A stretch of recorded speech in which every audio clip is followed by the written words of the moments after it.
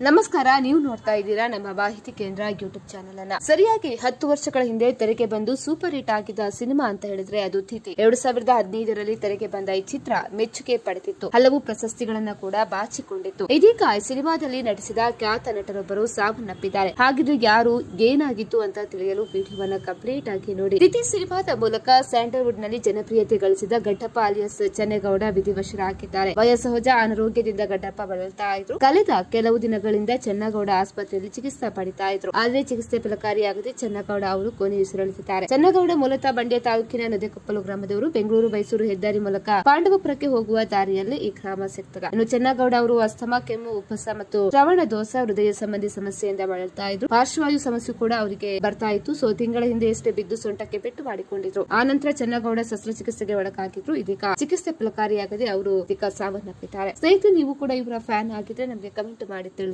ಅದೇ ರೀತಿ ಮತ್ತಷ್ಟು ಅಪ್ಡೇಟ್ಗಾಗಿ ನಮ್ಮ ಚಾನೆಲ್ ಅನ್ನು ನೀವು ಸಬ್ಸ್ಕ್ರೈಬ್ ಕೂಡ ಮಾಡ್ಕೊಳ್ಳಿ.